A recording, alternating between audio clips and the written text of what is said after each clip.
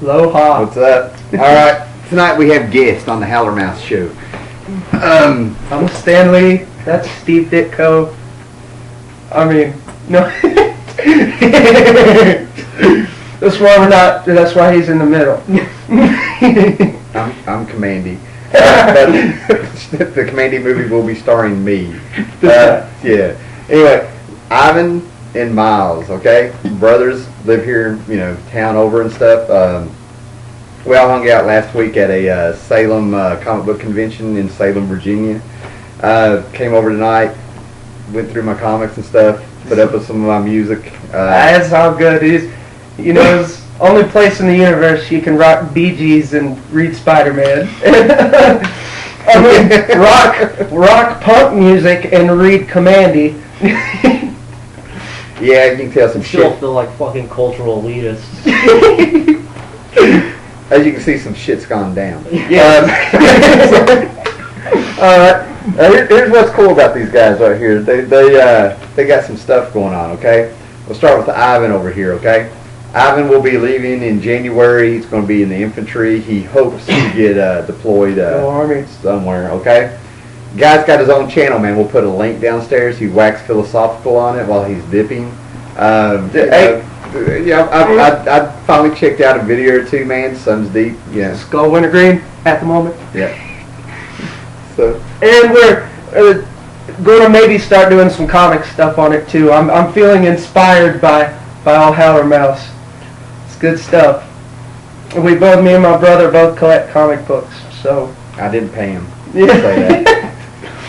All right. So, and he's been real humble here because, this is a comic book channel. So, we have plugged his channel. Definitely check it out, okay?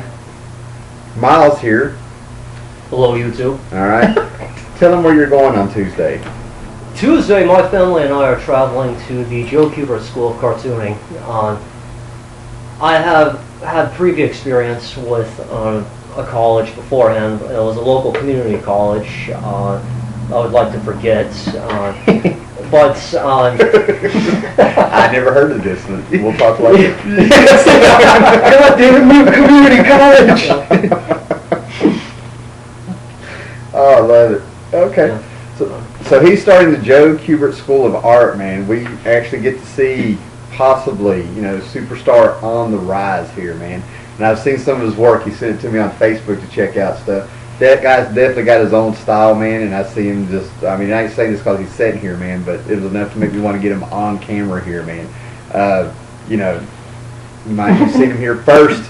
And I'm right before we did this video here, I kind of told him I had an idea that I hope he pursues, but completely up to him. Is like maybe he starts a YouTube channel where he sort of documents his what's going on up there, within reason. We don't want to get him in trouble against policy and stuff, but I think it'd be cool for us as comic book fans to hear about the experience, and it can be cathartic for him because he's going to, I looked up online and saw the workload and the how the semesters work, man. Animation, just all kinds of stuff. I mean, starting out in animation, first thing was the first thing I saw. I have played around with animation myself and stuff, and if that's just one part of the curriculum for that semester, I suspect he's going to be just hit hard. You see all that hair right now? It's going to be gone in 3 years when he graduates. This is the metamorphosis for old Miles Bates. I'm saying this is the the before. This will be the after. All right. That's some shit. And then that'll be the end. It's a timeline. Gotta look pretty on camera. I know when I started I was 6'4" and 350. But anyway. That worked out well. That's fucking funny. I'll make a comeback appearance on VH1 with my fucking hair glued to my belt. This is alright. Alright, so real quick here, move on. This is alright. A little bit about y'all's comic book experience, man. Y'all told me a little bit about, as brothers, I'm going to step out of the way. And that sounds good. Let's talk about what you're reading, when you started, and then whatever you want to go off on, man, okay? Well, for me, Miles can tell his story, but my dad collected comics, 70s and 80s, got out of it, late 80s. And when we were growing up, he didn't want his kids to be losers, so of course the solution to that is to introduce us to comic books. But no, he we grew up and we watched like the 90s Spider-Man animation and the Hulk animation that they did. The Batman animated series, you know, that all that shit was coming out when I was growing up. You know, he was a little bit older than me, but not by much, only a year and a half apart. And so we loved comic book characters, and I remember my dad taking us to comic shops when we were younger, like a little bit too young to appreciate. And then about, how many years ago was it when we first went to Daryl's?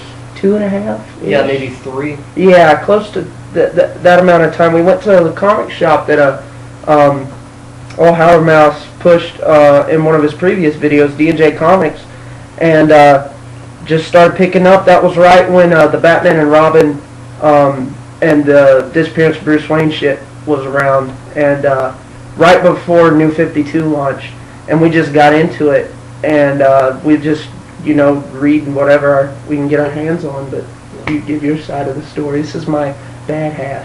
It's like good and evil right here. It's arguable. Bad and evil. More like it.